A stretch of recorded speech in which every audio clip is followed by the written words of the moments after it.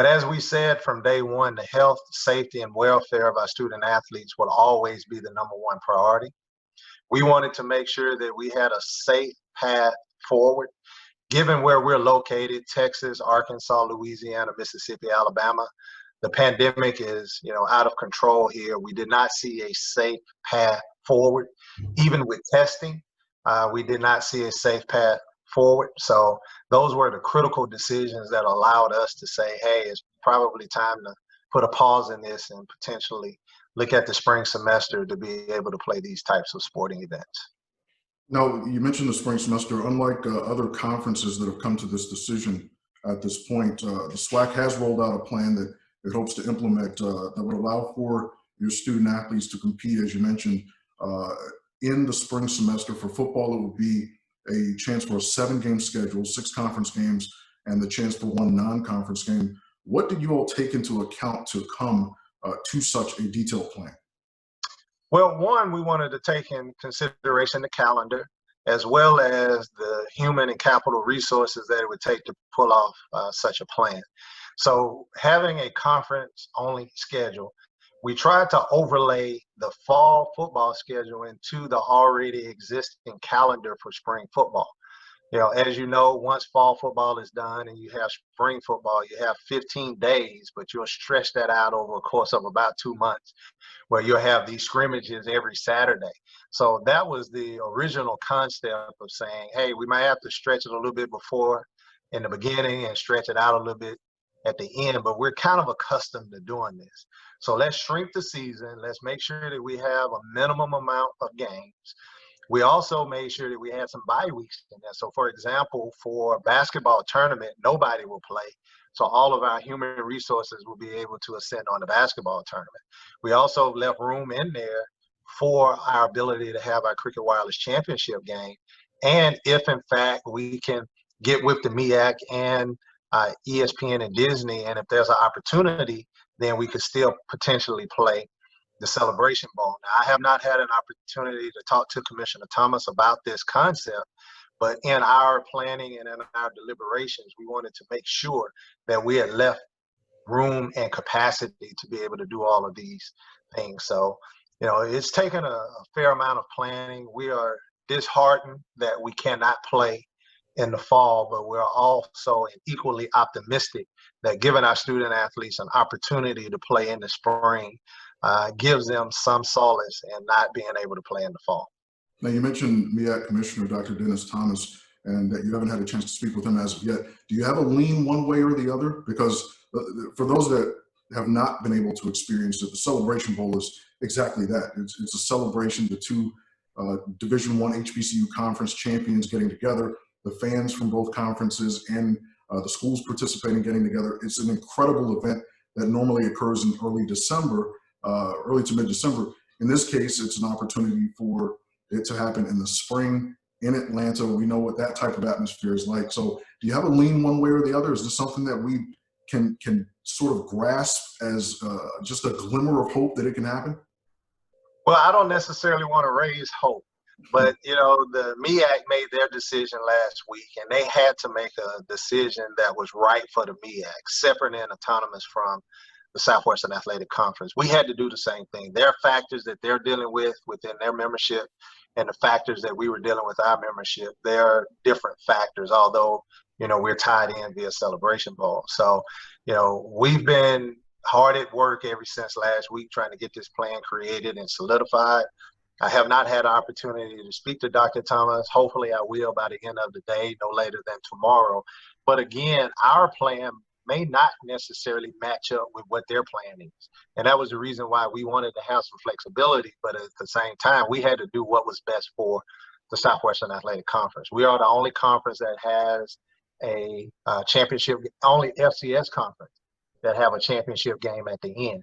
So when you start talking about other FCS conferences outside of the MEAC, they participate in the FCS playoffs and the championship. So you take away their championship segment, then they have no end of the year trophy to play for. We have the SWAC championship game. That is the reason why we felt comfortable in putting our plan out.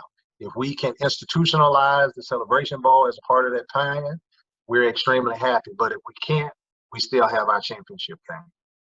If all goes well and coronavirus is under control by the end of this year or by early 2021, which I certainly know that we all are hoping for. So if your plan can take effect, how do you think spring football will play? I mean, do you think this is something that will work?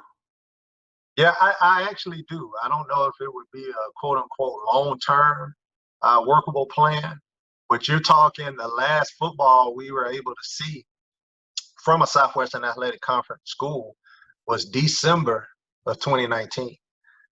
So, you know, you fast forward to February, March, April of 2019, of 2021. That's a long time for no SWAC football. When you have your fall football, people are so anxious just to come out to spring football just to see what the team potentially would look like for that fall. We really do think, given that long lapse and the ability for us to have fans in the stands and have the bands and have the entire pageantry, we don't think that we will lose a lot. And I've said this in other avenues, and it is true for every one of our games and every one of our classes, but I think this kind of encapsulates what we're talking about. Can you imagine playing the Bayou Classic in the middle of Mardi Gras in New Orleans? I mean, I think that that's a win for New Orleans, and that's a win for Southern and Grambling, and something that would be written in the history books. And you look at all of our classic games, you look at all of our traditional matchups, you know, here in the Deep South, I think, you know, we could do certain things, a double hitter, football game earlier that day, along with a basketball game. Just think, you know, Mississippi Valley State is playing Alcorn in football earlier that day, and they have that rivalry game in basketball later that night. And then the following day, they have that rivalry in baseball, right? So there are a lot of opportunities. There is a lot of potential for us to do some innovative things. And again, one of the things that people talk about is the human resource and the capital. And what I've said is what it was going to take in order for us to pull off a fall semester will pale in comparison of what it would take in order for us to pull off the spring semester. So some of those resources that we were going to allocate in the fall can be shifted in the spring. Somebody else asked me the question, well, what if the pandemic doesn't lessen, then what do you do? And I humbly believe if we're at the same place in November, December, January, February, March, April, as we are now, then it's going to be difficult to play anything. So our hope is by February, March, April timeframe, we can play football.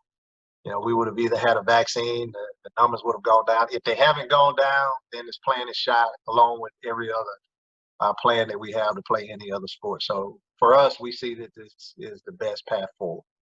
You mentioned your wonderful student athletes there in the SWAC, and in addition to them, the fans, you also made a brief mention of them. And 42 of the last 43 years, the SWAC has been the gold standard when it comes to football attendance in FCS. How much did your fans come into play when you and the council came to a decision in terms of giving those fans something that they love, if at all possible? They were a significant part of the equation. I mean, what is SWAC football without fans in the stands, right? That is not a sustainable model. What is SWAC football without bands in the stands? So even if bands were in the stands, they don't come on the field and play. So we had to be true to what our model is. And I think that's ultimately what we have done. We have embraced who we are, and we're trying to expand that brand of who we are. And that includes 42 of the last 43 years. And I like to point out the only year that we did not lead FCS was Hurricane Katrina. And that disrupted a lot of games in the South. So we've been strong ever since they've been creating these numbers. And I don't think this year would be any different with us moving into the spring. A couple more and I'll let you go. I commend you for this detailed plan. It's something that you all clearly have gotten out in front of. You've planned for it. You've thought long and hard about it. It's obvious. In this sense, the HBCUs in the past have led the way in many instances. Could this be another time where HBCUs lead the way? The SWAC's detailed plan, is this something that could very well serve as a model for other conferences, large and small, to follow? You know, I don't know. When we put this together, that truly wasn't the intent. As I've looked at some of the national shows and a lot of articles, it seems as if our plan has generated a lot of interest, at least from the media. And I've seen a lot that suggested some of the Autonomy 5 look at what we have put out there and adopt what we're doing. So I don't know.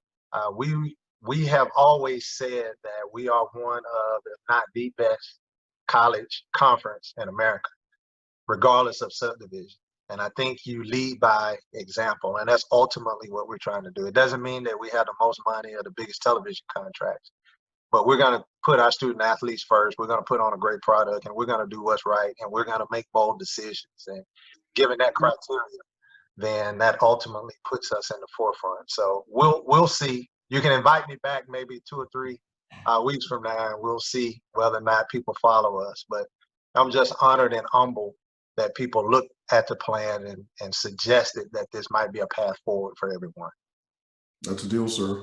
I will take you up on that. And I'd be remiss before I let you go if I don't ask about the additions of Florida A&M University and Bethune-Cookman University that would provide the SWAC with 12 members. Your thoughts just on the addition of those two, and now less than a year from now, and 2021, if everything takes according to plan, 2021 could be a heck of a year for the SWAC in terms of history. Yeah, very exciting opportunity for the Southwestern Athletic Conference, bringing Florida A&M and then consequently Bethune-Cookman in. You know, we have a lot of tools now in the toolbox to play with, and we have to figure out how to play with all of those tools. I mean, we have a lot of ideas. Some of them we think kind of could revolutionize what Black college athletics looks like. We have 12 of the best bands. And I've said this before, when you look from Texas to Florida, every major Division I institution is within the Southwestern Athletic Conference. There's only one that's even in the footprint, which is Tennessee State. Everything else within that Southwestern, Deep South, and Southeastern region, they're all a part of the Southwestern Athletic Conference. So, you know, from football teams to bands to classics to tailgating to we have it. So we are looking forward to 2021, and we're looking forward with all of the assets and resources that we have to create this conglomerate of a Black college football conference that's week in, week out is going to be competitive. And just go outside of football. Just think about what Bethune-Cookman has done in baseball and FAMU has done in baseball, tied to what SWAC. We're now a baseball league. We're a softball league now. We're truly a track league. We've always been strong across the board in all 18 of our sports. You're going to have to be ready to play. And one thing that we talked about was raising our profile and our rankings in football and basketball and baseball and softball. And how you do that is by playing a competitive Division I schedule, not playing a lot of NAIA and things that are going to bring your numbers down. Now we have strong teams with national rankings to play each other that's going to lift the entire conference up. So we're excited, and we think that nothing but great things are going to be ahead of us within our conference membership. SWAC Commissioner, Dr. Charles McClelland, we appreciate your time. Thanks for all that you do for HBCU sports. We appreciate everything that you've done for your conference and for Black college sports fans all over this country. Thanks again for joining us. Stay safe. Good luck to you. Best of luck with the plan as well. We hope that it will be able to take effect. You're welcome anytime to join us once again here on the Black News Channel. Thank you, sir. No problem. Thank you for having me.